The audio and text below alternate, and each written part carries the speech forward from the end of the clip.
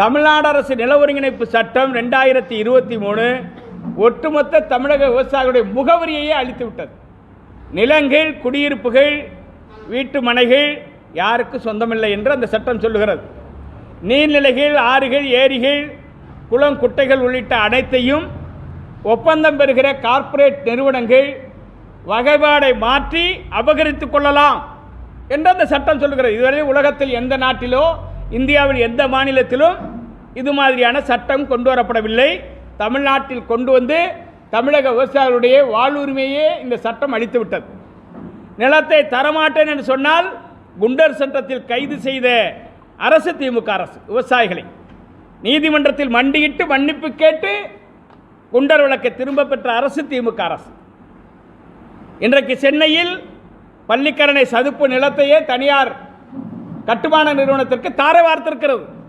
இந்த தமிழ்நாடு நில ஒருங்கிணைப்பு சட்டம்தான் அந்த சதுப்பு நில பகுதி, வனத்துறைக்கு சொந்தமான அந்த பகுதியை வகைப்பாடு மாற்றி அனுமதி கொடுத்திருக்கிறார்கள்.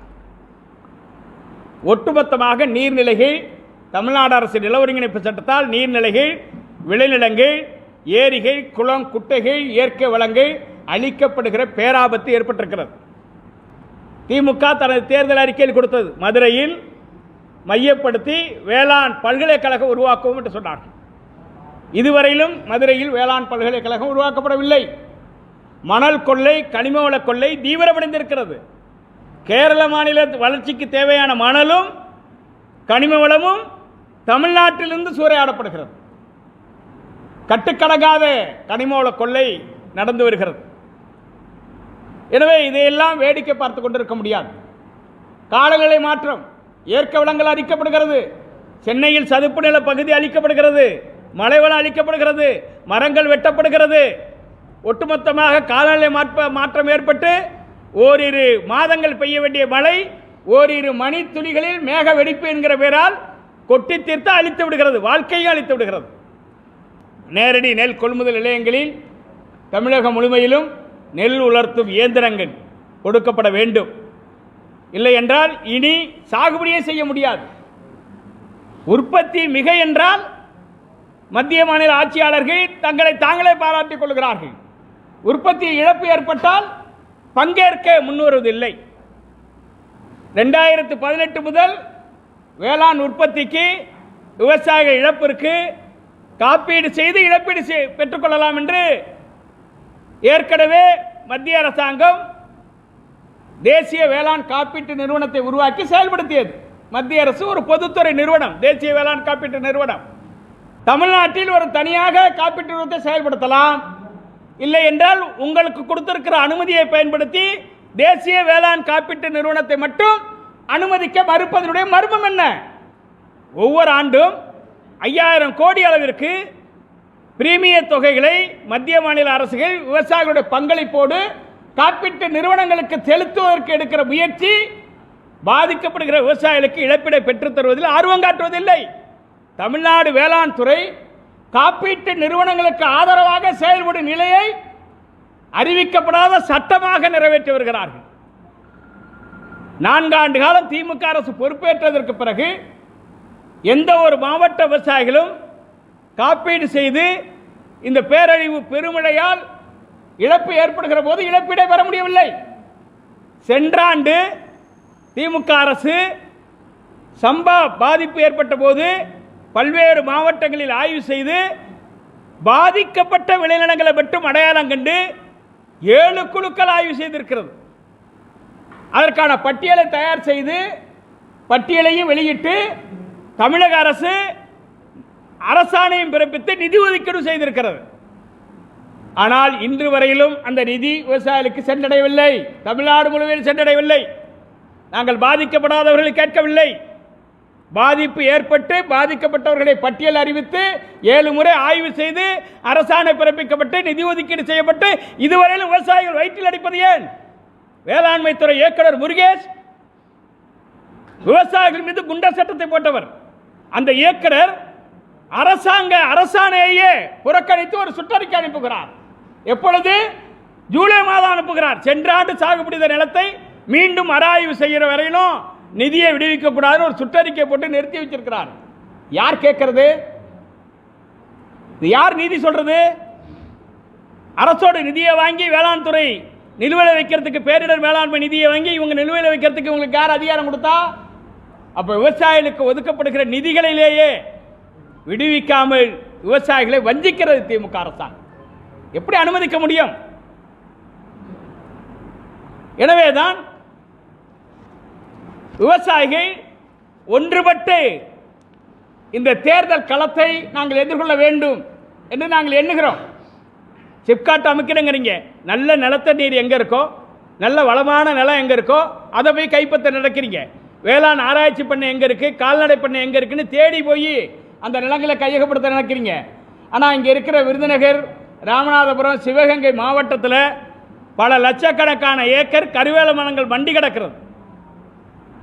அந்த நம்ம மதுரை விமான நிலையத்திலிருந்து 15 கிலோமீட்டருக்குள்ளேயே அந்த கருவேல காடுகள் ஆரம்பித்து கடற்கரை வரைக்கும் மண்டி கிடக்கு.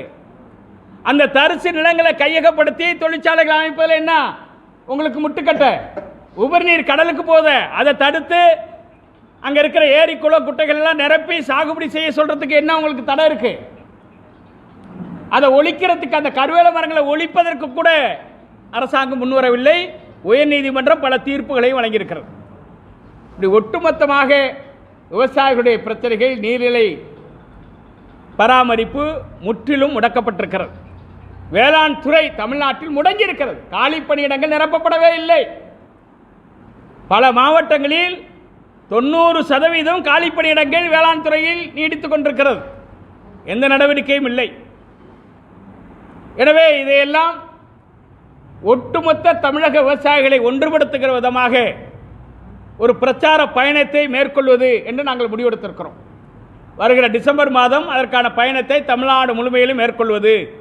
திமுக அரசு விவசாயிகள் விரோத திட்டங்களை, சட்டங்களை ஒட்டுமொத்த தமிழக மக்கள் மத்தியிலும் விவசாயிகள் மத்தியிலும் அம்பலப்படுத்துவது என நாங்கள் முடிவெடுத்திருக்கிறோம். இந்த தேர்தல் தமிழ்நாட்டில் இருக்கிற பூர்வீகமாகவே அரசியல் செய்து கொண்டிருக்கிற கட்சிகளுக்கும் தேசிய கட்சிகளுக்கும் ஒரு மிகப்பெரிய நெருக்கடியான தேர்தல். அவர்களுடைய அரசியல் அதிகாரத்தை நிர்ணயம் செய்யக்கூடிய தேர்தல். இதே தேர்தல் விவசாயிகளுக்கும் தனது உரிமைகளை நிலைநாட்டுவதற்காக நடத்தப்படுகிற தேர்தலாக கருதிதான் நாங்கள் இந்த பிரச்சார பயணத்தை மேற்கொள்வோம். விவசாயிகளுக்கு விரோதமான ஆட்சிகள், தமிழ்நாடு நல ஒருங்கிணைப்பு சட்டம் 2023 திரும்ப பெறவில்லை என்றால் ஒட்டுமொத்தமாக இந்த தேர்தல் களம் திமுக கட்சிக்கு எதிராக மாறும், ஆட்சிக்கு எதிராக மாறும் என்பதை எச்சரிக்கை செய்கிற பிரச்சார பயணத்தை நாங்கள் நடத்த இருக்கிறோம். துவங்குற இடமும் முடிக்கிற இடமும் இன்னும் முடிவு செய்யவில்லை. ஏற்கனவே கன்னியாகுமரியில் பல முறை துவங்கியிருக்கிறோம். இந்த முறை மாற்று இடத்தில் துவங்கி கன்னியாகுமரி வரையிலும் சென்று சென்னையில் சென்று திரும்ப வந்து ஒரு இடத்தில் முடிக்கலாம் என்று இருக்கிறோம். அது எந்த இடம், தேதி விரைவில் அறிவிக்கப்படும். வேளாண் துறை அமைச்சர் கூட அந்த நெல் கொள்முதல் பற்றி பேசுனீங்க. அதில் வந்து தவறான தகவல்கள்லாம் சொல்லாதீங்க, நாங்கள் அதிக அளவில் நெல் கொள்முதல் பண்ணியிருக்கோம்னு நேற்று கூட ஒரு கடந்த 10 ஆண்டு ஆட்சி காலத்தை விட இந்த திமுக ஆட்சியில் 1.93 டன் அளவுக்கு நெல்லை கொள்முதல் அதிகமாக. அதுங்க அவங்களுக்கெல்லாம் எந்த புள்ளிவிவரமும் தெரியாது. எழுதி கொடுப்பவரை படிப்பவர்கள், அதிகாரிகளுக்கும் அது முழுமையாக கலா அனுபவத்தோடு சொல்கிறது கிடையாது.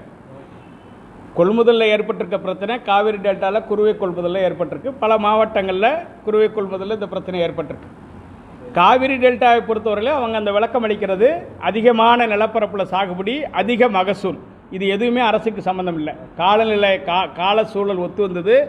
பருவமழை உரிய காலத்தில் பெய்தது, தென்மேற்கு பருவமழை உரிய காலத்தில் வெயில் அடிச்சிச்சு.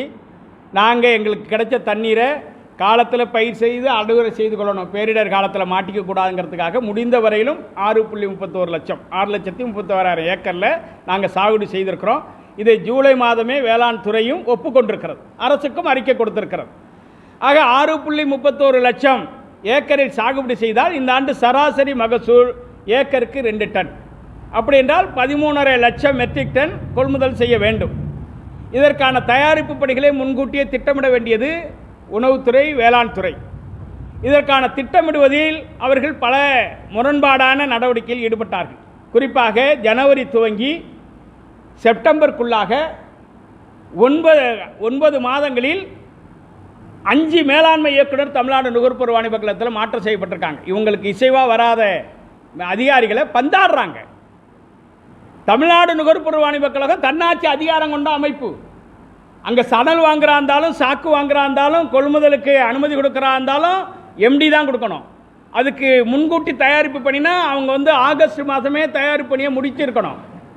ஆனால் அதிகாரியே அக்டோபர் 1 தான் ஜாயின் பண்ணார். செப்டம்பர்லேயே நீங்கள் முதல் வாரத்திலே டிபிசி கொள்முதல் செய்யணும். அன்றாட கொள்முதல் செய்கிற நெல்லை கொண்டு போய் கிடங்குகளில் இருப்பு வைக்கணும். அன்றாட கிடங்குகளுக்கு அனுப்பப்படுற நெல்லோடு சேர்த்து அறவேலைகளுக்கு அனுப்பணும். அதுக்கு இலகுவான அனுமதி கொடுக்கணும். இதையெல்லாம் நாங்கள் தொடர்ந்து வலியுறுத்தி இருக்கிறோம். எந்த நடவடிக்கையும் அவர்கள் அக்டோபர் முதல் வாரம் வரைக்கும் மேற்கொள்ளவே இல்லை. திறந்தவெளி கிடங்குகள் 2023 மூடிட்டாங்க. திறந்தவெளி கிடங்குகள் தான் குருவ நெல்லை பாதுகாக்கிறதுக்கு பாதுகாப்பான இடம். நீங்கள் மூடப்பட்ட கிடங்குகளில் கொண்டு போய் பூட்டி வச்சிங்கன்னா 2 நாளில் முளைச்சிரும். திறந்தவெளி கிடங்குகள் வெயில் இருக்கிறப்ப திறந்து விடலாம், மழை பெய்கிறப்ப மூடிக்கலாம். நெல் வீணாக போகாமல் பாதுகாக்க முடியும். அதில் கோட்டை விட்டுட்டாங்க. சம்பா நெல் அறுவடை பண்ணி மூடப்பட்ட கிடங்குகளில் இருப்பு வச்சுட்டாங்க தமிழ்நாடு முழுமையிலும். அது செறிவூட்டப்பட்ட அரிசிக்கு மத்திய அரசு அனுமதி கொடுக்கறதுல காலதாமதம் ஏற்பட்டதுன்னு சொல்லி அதை வச்சுருந்தாங்க. இவங்க ஒரு கால அவகாசம் கேட்டு 2026 செறிவூட்டப்பட்ட அரிசியை தமிழ்நாட்டில் நடைமுறைப்படுத்தணும்னு எழுதி கேட்டிருக்கலாம். ஏன்னா 6 லட்சம் ஏக்கரில் குறுவை சாகுபடி மேற்கொண்டிருக்காங்க. இந்த நெல்லை கொள்முதல் பண்ணி இடம் இருக்காது. எனவே காலத்திலே திட்டமிட்டு மத்திய அரசிட்ட அனுமதி வாங்கியிருக்கணும். அனுமதி கொடுக்கலன்னா கால நீட்டிப்பு வாங்கியிருக்கணும். இது எதுவுமே செய்வதற்கு அதிகாரிகள் இல்லை. உணவுத்துறை அமைச்சருக்கு எந்த அனுபவமும் கிடையாது. வேளாண் துறை அமைச்சர் விவசாய குடும்பத்தை சார்ந்த அனுபவம் மிக்கவர். ஆனால் விவசாயிகளை அவர் அவமதிப்பார். இது அவருடைய மன ரீதியான அவருடைய மனநிலை. எனவே இவர்களுடைய இந்த முன் திட்டமிடாத நடவடிக்கையால் தான் இவ்வளவு பெரிய பிரச்சனை ஏற்பட்டிருக்கிறது. தவிர விளைச்சல் என்பது இன்னைய வரையிலும் 11 லட்சம் மெட்ரிக் டன் தான் கொள்முதல் செய்திருக்கிறார்கள். இன்னும் ஒரு 3 லட்சம் மெட்ரிக் டன் கொள்முதல் செய்ய வேண்டும். இன்னும் கிட்டத்தட்ட ஒரு 6 லட்சம் மெட்ரிக் டன் அளவுக்கு கொள்முதல் பண்ண நிலையத்திலேயே மூட்டைகள் அடுக்கியிருக்கு. அதையெல்லாம் இப்போ தீபாவளிக்கு பிறகு தான் ரயில் வேகங்களில் இயக்கம் பண்ணுறாங்க. தீபாவளி வரையிலும் ரயில் வேகன்களில் எடுத்து செல்லப்பட்ட நெல் சம்பா நெல். தீபாவளிக்கு பிறகு தான் குருவ நெல்லையே இவங்க இயக்கம் செய்ய ஆரம்பிச்சிருக்கிறாங்க. இதுக்கெல்லாம் எங்கள்கிட்ட ஆதாரம் இருக்குது. இன்னைய வரைக்கும் எந்த அமைச்சரும் துணை முதலமைச்சரும் எந்த ஒரு டிபிசிக்கு நேரடியாக போகவே இல்லை. ரயில் நிலையங்களை பார்த்துட்டு தான் அறிக்கை கொடுத்தாங்களே தவிர இவங்களுக்கு உண்மையாகவே பாதிப்பு இல்லாமல் விவசாயிகளுக்கு கொள்முதல் பண்ணியிருந்தாங்கன்னா ஏன் இவங்க களத்துக்கு போகலை?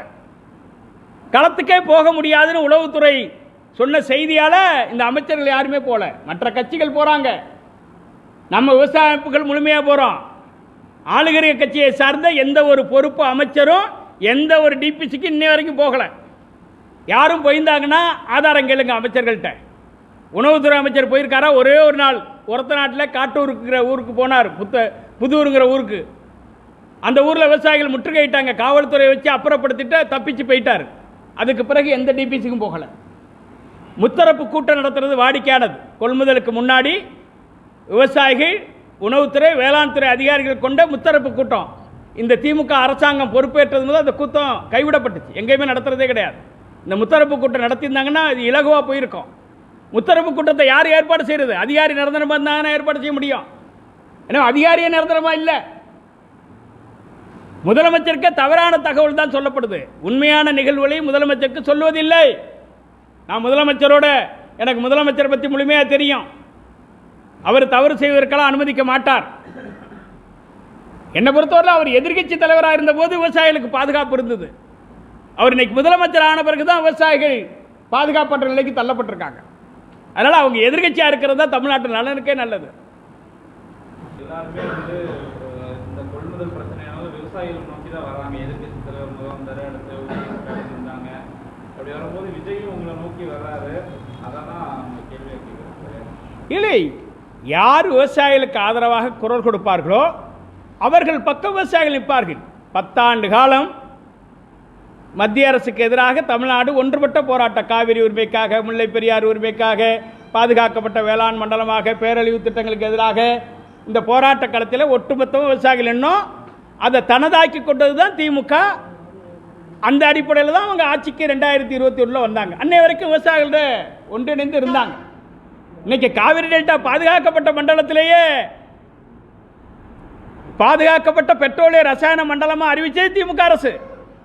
2021 ஜூன் மாதம் அறிவிச்சிட்டு தவறுதலாக அறிவிச்சிட்டாங்க. சிறு குறு நிறுவனங்கள் அறிவிச்சிட்ட அந்த அறிக்கையை நான் திரும்ப பெறேன்னு முதலமைச்சரே எனக்கு உத்தரவாதம் கொடுத்து திரும்ப பெறப்பட்டதாக பத்திரிகைகளில் ஒரு அறிவிப்பு வெளியிட்டவர் திமுக முதலமைச்சர். மறுக்க முடியுமா? அதனால தான் நாங்கள் திரும்ப திரும்ப சொல்கிறோம், திமுக எதிர்கட்சியாக இருப்பது தான் தமிழ்நாட்டு விவசாயிகளுக்கு மக்களுக்கு நன்மை தரும். ஆளுங்கட்சியாக இருந்தால் கார்பரேட்டுகளுக்கு நன்மை தர்ற ஆட்சியாக இருக்கிறது. அவங்க அதிகாரத்துக்கு வரக்கூடும், நீங்க ஆதரவு கொடுப்பீங்கன்னு. இல்லை, நாங்கள் ஆதரவு கொடுக்குறோமா கொடுக்கலையாங்கிறது செய்தி அல்ல. யார் விவசாயிகளுக்கு நன்மை செய்கிறார்களோ அவர்களுக்கு வாக்களிப்பதை யாரும் தடுக்க முடியாது. நீங்கள் இன்னைக்கு தமிழ்நாட்டில் பூர்வீக கட்சிகள் தேசிய கட்சி தலைவர்கள் வந்தாலும் பஸ்ஸுக்கு காசு கொடுத்து சம்பளம் கொடுத்து குவார்ட்டருக்கு வாங்கி கொடுத்து கொண்டாந்து தான் கூட்டத்தை நிறுத்துகிறோம். இன்றைக்கி அது அறிவிக்கப்படாத சட்டமாக போச்சு. ஒரு சில கட்சிகள் மட்டும்தான் தானாக திரண்டு வர்ற கூட்டம்.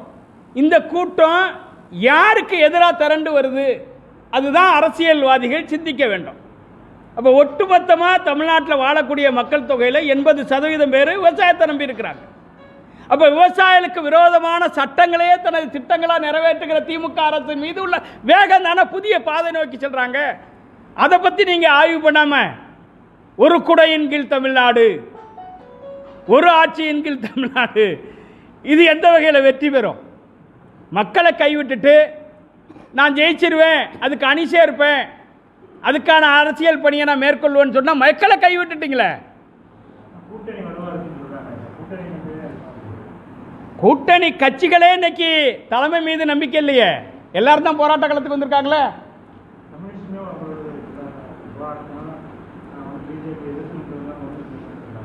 பிஜேபி எதிர்ப்போன்னு சொல்ற ஒரே ஒத்த வரியோட மக்களை சந்திக்க முடியுமா? நீங்க 10 வருஷ காலம் பிஜேபிக்கு எதிராக போராட்டம் நடத்தணும். இப்போ 5 ஆண்டு காலம் பிஜேபிக்கு எதிராக எங்கேயாவது போராட்டம் நடத்துகிறோமா? பிஜேபிக்கு எதிராக நாம் போராடிட்டு இருக்கோம். இல்லை பிரதமர் அதிமுக ஆட்சி காலத்தில் சுதந்திரமாக தமிழ்நாட்டுக்குள்ளே வந்து போக முடிஞ்சா? விமானத்தில் இறங்கி ஐஐடிக்கு போகிறதுக்கு இது புற்றுநோய் ஆராய்ச்சி கழகத்துடைய மதிலை இடித்து தானே பிரதமரோட கார் போணுச்சு. இன்னைக்கு பிரதமர் வர்ற போது வேற யாரும் தமிழ்நாட்டு தலைவர்களே போக முடியாதுங்கிற நிலைக்கு உருவாகி இருக்குதே. அப்போ மக்களுக்கு எதிரான ஆட்சியாக இருந்ததுனால தானே பிரதமருக்கு வரவேற்பு அதிகமாக இருக்கு. நான் எந்த அரசியல் உள்நோக்கத்தோடும் சொல்லலை, இதெல்லாம் கடந்த கால வரலாறு. ஏன்னா அந்த போராட்ட காலத்தில் நான் தலைமை தாங்கி நின்னவன். கிரிக்கெட் போராட்டம், பிரதமர் ஐஐடிக்கு வரக்கூடாதுன்னு கருப்பு கொடி போராட்டம், எல்லாத்திலும் நாங்கள் தலைமை தாங்கி நின்னவங்க ஒட்டுமொத்தமாக. ஆனால் எங்களுக்கான பிரச்சனை அடிப்படையில் தான் நாங்கள் நிற்போம். எங்களுக்கு அரசியல் பார்வை கிடையாது. எங்களுக்கு காவிரி பிரச்சனை, முல்லை பெரியாறு பிரச்சனை, காவிரி டெல்டா பாதுகாக்கப்பட்ட மண்டலம், பேரிடர் பிரச்சனைகள், இதுக்கு எதிராக மத்திய அரசுக்கு எதிராக போராடணும். எல்லாத்தையும் நாங்கள் உரிமையை வாங்கிட்டோம். வாங்கின பிறகு எங்களுக்கு என்ன அரசியல் இருக்குது? எங்களுக்கு யார் நல்லது செய்கிறாங்களோ அவங்கள தலைமை தாங்கி போகிறத நாங்கள் பின்தொடர்ந்து நிற்போம். எங்களுக்கு மதம் கிடையாது, ஜாதி கிடையாது, எங்களுக்கு எங்கள் விவசாயம் தான். நாங்கள் யாரை நம்பி வாங்கலை, உங்களுடைய இலவசத்தை நம்பி நம்ம வாழ்கிறோமா? எங்கள் உழைப்பு, எங்கள் மண்ணை நம்பி தான் நாங்கள் வாழ்கிறோம். இதுக்கு எதிராக, இதுக்கு ஆபத்தை விளைவிக்கிற யாராக இருந்தாலும் நாங்கள் அம்பலப்படுத்தாமல் எங்களுடைய வாழ்க்கையை இழக்க முடியாது. அமெரிக்காவுக்கு வேணாலும் ஜனாதிபதியாக போகலாம். ஆனால் எந்த மண்ணில் பிறந்தோம், எந்த சர்வே நம்பரில் பிறந்தோங்கிறது தான் முகவரி.